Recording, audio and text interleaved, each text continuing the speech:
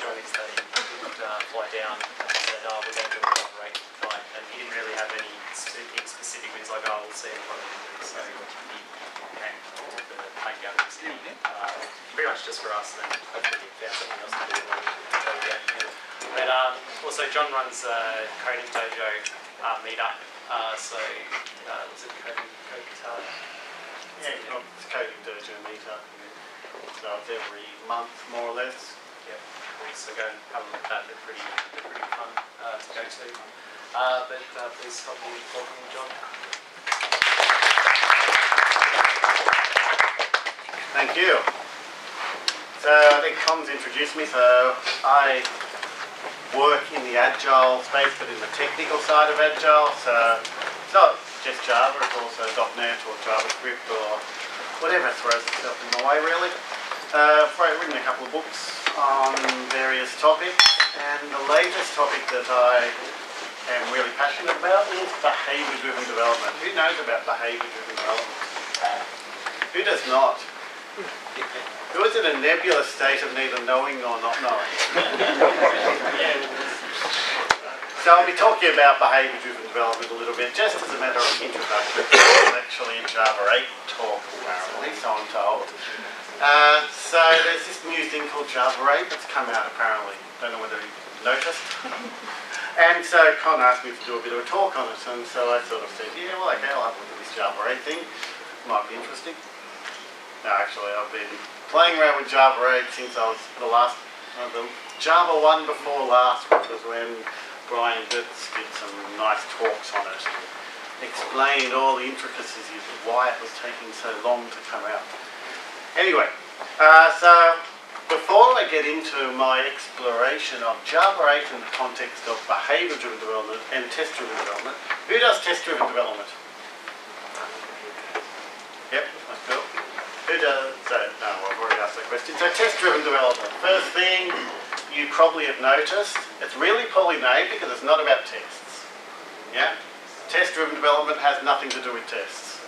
In fact, I'm going to launch a movement called Test No Test, because I don't write tests. But my classes end up being tested, but I don't write tests at all. Do you write tests? Who writes tests? Yeah? I write specifications. It's different.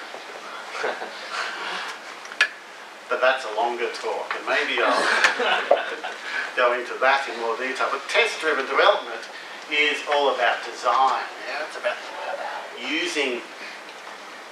thinking about what your code should do before you actually write it. That's a bit of a novel concept for most of us as developers. I mean, normally you just sort of dive into the code and hack away, yeah, and it sort of works, or not. So test-driven development, the real novelty in test-driven development is it makes you actually think about what you're going to do before you do it. Crazy idea, never work. So, but one of the weird side effects of test-driven development is it makes your code a lot better because you're actually writing an API, designing an API before you write your code. And who are you writing an API for? Yourself. 3 months down the line we have to change the bloody thing. So you're actually writing an API, every time you write a class, you're actually writing an API for the class before you write it. So you're not saying, oh well, I'll throw this thing together and see if it works and then throw a couple of unit tests. What happens when you write a unit test after you write some code? What do you test? What's in the code? What's in the code? You test that your code does what your code does. And often it does. But sometimes it doesn't actually do what it's meant to do, which can be something totally different. When you write an API for your code, you describe what your code is meant to do, what you think your code is meant to do. When we go into what we call behaviour-driven development at the unit testing level, which is what we're going to be focusing tonight, is really a collection of habits of what really good TDD practitioners do. So you don't just write random tests first and then write the code. You think about the behaviour of your class. You think about what your class should do. And how do you know what your class should do? Well, it comes from the acceptance criteria. So just a bit of a recap for those of you who are not intimately familiar with test-driven development. the basic tenet of test-driven development is you have these three cycles. First of all, you write a failing test. If you write a passing test, well, there's nothing to code, so you can go home. So you write a failing test. You write the minimum amount of code to make the test pass. Then you tidy up your mess and make it actually readable. And you keep going. That's all test-driven development is. It's pretty simple. It's really hard to do it for some reason. Behaviour-driven development takes a step back and says, hey, why are you doing this? Why are you writing this code? Why this method? Should that class really be doing that? And that sort of adds a different perspective. So in behaviour-driven development, so is everyone doing some variation of Agile-ish, sort of? Everyone knows what a story card is, yeah? So in Agile, you've got your story cards. You usually have some sort of acceptance criteria, but you should, so you know when you're done. Otherwise, it's a bit hard to know when your stories are finished. Now, you take an acceptance criteria. In behaviour-driven development, you just describe the acceptance criteria in a bit more detail with concrete examples. So, and you might use something like Cucumber or JBehave or SpecFlow or Jasmine. No, Jasmine's lower level, but one of those tools to describe and automate your acceptance criteria. And you'll come up with these concrete examples about what your application should do. So that's at the high level. This is for the business. We're not interested in this at this level for our talk, for this talk. But this is what the business sees. This is how you communicate with BAs and testers and get everyone on the same page. That's really important because that's where your business value comes from. If you're writing code, half the code that goes into a typical application is never executed in production. Does everyone know that? So half of the time you're writing code, you could be at the beach. Kind of vexing, isn't it? So one of the things about behaviour-driven development at the acceptance testing level is the idea you're trying to focus your work on what you're meant to be building and what's going to really deliver value, and making sure that every line of code you write can be mapped back to one of these acceptance criteria. I won't dwell on that because I want to get to the Java 8 stuff. But basically, start off with an acceptance criteria. Then you're going to start to automate it with, so what are we doing here? This is Cucumber, automating with Cucumber. But JBehave, SpecFlow, it's all the same thing. So here what we've done, let's have a bit of a closer look. We've got, given Jill Smith is not a frequent flyer member, so we say, okay, we need to create Jill Smith as a frequent flyer member. Oh yeah, let's invent an API. Frequent flyer with frequent flyer number, whatever, named, whatever. We've just invented an API there. So if we're writing that from scratch, we're just designing an API at a high level. Then we might move into a unit testing level. So using something like JUnit. Or if you're more ambitious, you could use something like Spock, where you've got a Groovy API for writing your unit tests, or as I call them, the executable specifications. So here we go, should be able to create a new member, and there you do a bit of a test that describes what's going on here.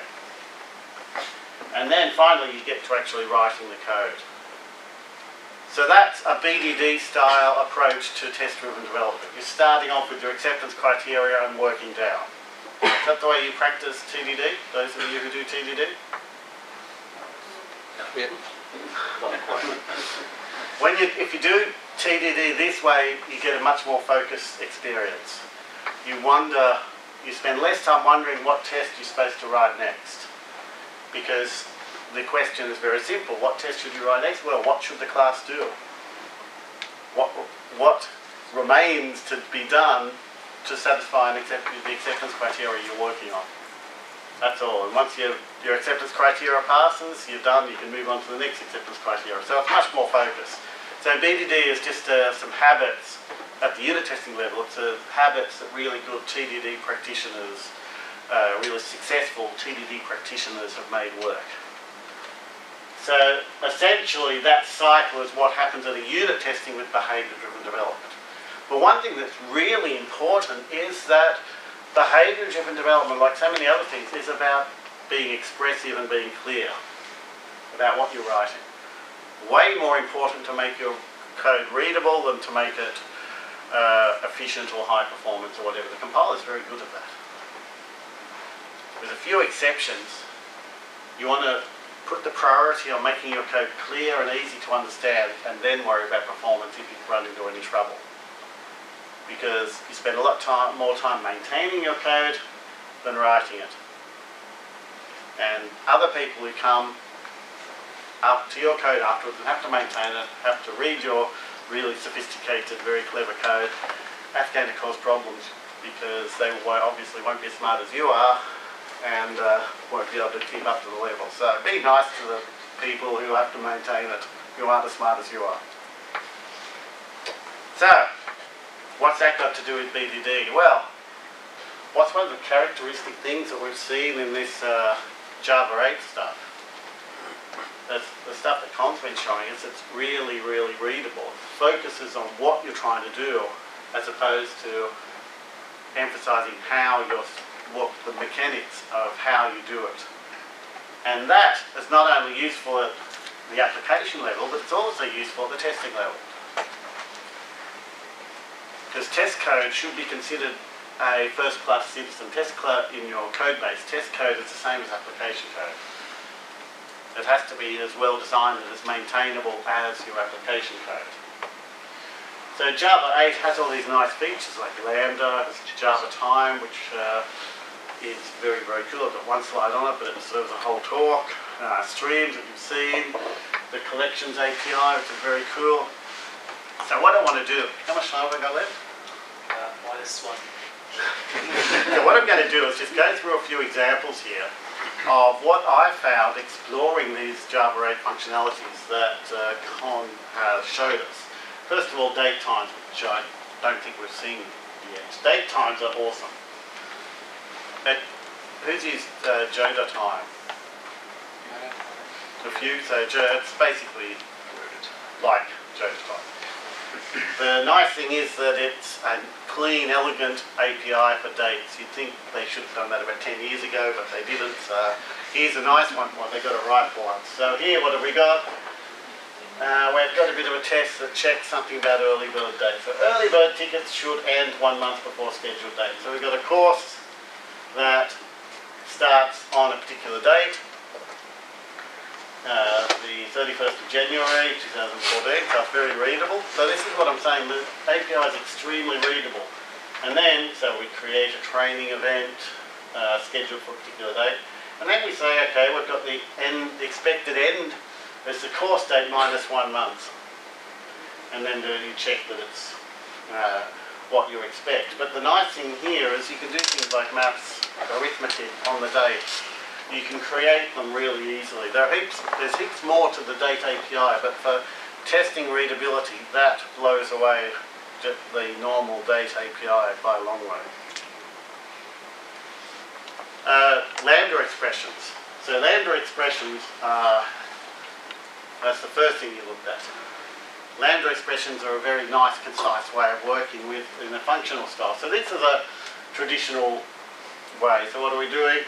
We've got set up a list of courses, and we call this method find events in Melbourne. And so to check that they are all in Melbourne, we loop over them and check that they're all in Melbourne. That's a bit rubbish. Yeah. It's a bit of a rubbish way to test. Is that a rubbish way to test? I think it's a rubbish way to test. If you're looping through it, you're doing multiple asserts, it's a bit annoying. If something breaks, it's going to fail too soon, you may not know the complete picture. You could do that with lambdas. So if you convert it to lambdas, it's actually not very different really. So I was a bit disappointed with that. So, oh yeah, is that all? It's just like a for each. It is a for each. So I thought, oh yeah, that's not that. I'm sure we could do something better with that. So I had a look at these streams and predicates. So we saw predicates as well earlier on. Here I'm defining a predicate. Create a predicate in Melbourne, and I define that predicate as the event such that event location equals Melbourne. And then we just say assert the training events all match in Melbourne. So you get this all match. We'll check. That's very visual. It's very declarative. It says what it does. It says it'll be true if all the training events are in Melbourne. But it still doesn't show which one failed. No, not yet. Won't tell you which one failed the test. But it's still, as far as declarative, well, there would be a way of doing that. You'd put and I didn't want to do it just to not to confuse the text, but what I'd really do is put a message here, assert that, and put a string which listed the actual events. And that would for loop as well. No, not the for loop. You could just list the training events, or you could extract the cities. Typically that's the way I do it. I put a message that displays the list if just displaying this list here. And have a to string on the training event object, just so that it would, if the assertion failed, because it's a rubbish assertion because it is true. If it fails, what do you get? Assertion error, false is not true. Not very informative. So you'd want to put a message there, assert that training events should be in Melbourne, and then throw on the list of training events, which would be the list of events in string form, and that would only be displayed if there was an error. So that's why you get around that. But you can do a bit better as well, because if you do something like this, these maps that Con was showing us, map, distinct, collect and so forth, you can do things like get the event locations. So you're basically extracting the event locations from the list of events, extracting that as a list of strings. So we're doing a list of distinct strings. So there, it's even better because you get the list of distinct strings, the list of cities that it appears in, and you check that it contains exactly Melbourne, because there should only be one entry, which is Melbourne. And if that fails, it'll say assertion error, event found Melbourne, Sydney, expected Melbourne, which should be a lot more intuitive. So I quite like that approach. An alternative approach, I could just convert it directly to a set. I'm not sure on the implementation side. Some people who've played around with it more than me might be able to have some words on whether that would be better or worse in performance or in intent. Distinct or just converting it straight to a set. I think it's pretty much the same thing. They do interchange them as well, and one of the examples they do start off with a sorted and then put it into a tree set later on. So the same thing. Yeah. So you can do whichever takes your fancy, really. So what the message here is that you can express assertions, non-trivial assertions, in a much nicer way. When you start having to do for loops in your unit tests, I find it's a bit persuasive. People tend not to want to go that far, and it means you have to debug your unit test, which is always a pain. If you can write code that's much more declarative, means you can get more bang for your buck, so to speak, in your unit tests. You're more likely to write high quality, meaningful unit tests. This is going to get into a big philosophical discussion, don't answer it, but if the events is empty, then your test won't really test anything, right? It'll fail here because it won't contain Melbourne. It contains... So when it contains, that means it has to be exactly that list. Oh, sorry. That would, what your comment is true for some of the earlier tests. Yeah, so if you've done any work with web testing, you might be familiar with the page object pattern. Yeah? So when you're working with web pages, sort of faded out web page thing, when you're doing web testing, so serious web testing, you want your test, it's really important the tests are maintainable. So the way it typically works is you'll start off with a high level acceptance criteria along these lines, and then you'll start to drill down. You'll do your step definitions. So we've got something like a training member registers as user, should receive confirmation email and confirmed email address.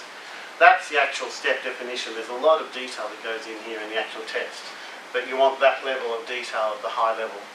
That's going to be highly maintainable. If you follow the Google examples of how to do Selenium tests, you will have unmaintainable tests, because you'll be doing things like open this web page, click on this button, enter this value in this field, and when this field changes, you'll have to update all your tests. That's a good way of having unmaintainable tests. Page objects are a way to make your acceptance web tests a lot more maintainable. So, in a nutshell, I won't spend too much time on it, but That's just leading up to the point that eventually you drill down and you have this idea of page objects. A page object is basically an object that encapsulates a way of interacting with a web page or part of a web page, so that if your web page changes, you only have to change it in one place. And if you're doing any of this sort of work, one of the rules with page objects is that the implementation detail of how you interact with the page stays in the page object. And the page object only returns domain objects or strings or integers, whatever. It shouldn't return any web element or WebDriver classes. So one thing you do a lot with page objects, I'll just skim through this, is just summing up the general principle of what I just explained. But what I wanted to explain is what you do often is iterate over lists of web objects and try and extract text values or some sort of attribute value. That's a very common pattern in working with page objects. So this is a Wikipedia page. We're getting a list of definitions. We don't return web elements, which is a WebDriver class. We return a list of strings because the definition is a string. But to do that, we have to do a whole lot of stuff around here. So we create an empty list, we loop through a list of web elements that we get from the web page, and we extract this text element and we return the list that we get. So you can probably see where I'm going with this. If you're working in Java 8, then you can do the same thing much more effectively with a stream. So rather than doing a loop yourself, you just map the result, and then you could even use the direct method call. You could actually just do : get text and have it even shorter. And then here I've explicitly said collectors to list. That's the class that Con was alluding to earlier on, but normally you just have two lists. So you can get very concise definitions of how you actually get the information out of the web page and back to the tests. So that, I find, is a really nice application of this whole stream and lambda approach.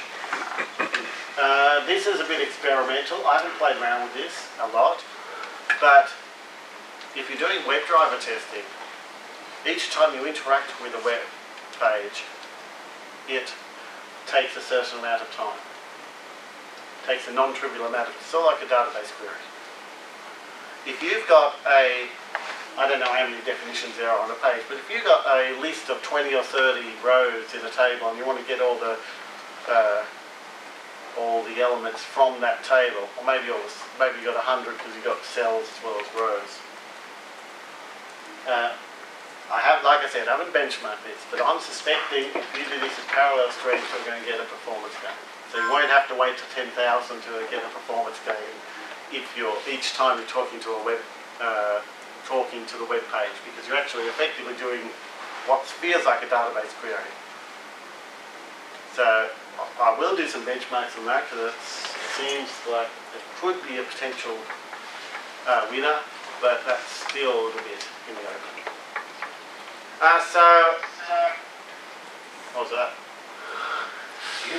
Yeah, interesting. So if you're interested in all the BDD, acceptance tests, WebDriver, all of that area, I'll be running some courses in May in Melbourne, and there's some documentation on the table out there if you want to grab some on the way out.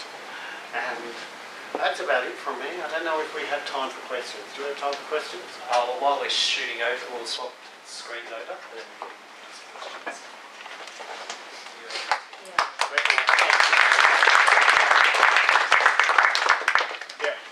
It's more of a, I guess, philosophical discussion around. So, in terms of BDD, so if you have a set of specifications, BDD specifications that test your code, and that you have, and you use sort of essentially the top-down approach that you suggested in terms of find a scenario, write some step definitions, do some TDD to actually flesh those out into unit tests and functional code. Then you've got essentially specifications that are testing that functional code as well. that actually the overhead of the unit tests in terms of maintaining them moving forward, in terms of a large code base, is actually not, there's no value in that, and in fact that you should really delete those unit tests. I would, yeah, it's a philosophical debate. I would say that you've got two levels of tests. Acceptance tests are documentation for end users, testers, BAs. Yep. Unit tests are for developers. Yep. Unit tests tend to be a lot more thorough, but a lot more detailed. You'll never get the coverage that you get with unit tests with acceptance tests. It's mathematically impossible. So what's would be an acceptable coverage where you think that would be a feasible thing to do? Say, unit tests are very valuable from a design principle point of view. They're exactly as you discussed, right? They're used for a design tool. The problem with very large code bases is it actually become a very large maintenance overhead, right? You have to be careful about it. That's true depending on how you write the unit tests. You've got to be very careful about writing them as specifications and not as implementation. If you write the unit test in a way that it describes what a class should do, and a unit test breaks, then you've got two options. Either the class's code is broken or the behaviour is broken. Exactly. Either case you have to cater with it. If you decide to refactor a class that it doesn't change the behaviour, that shouldn't change the unit tests fundamentally.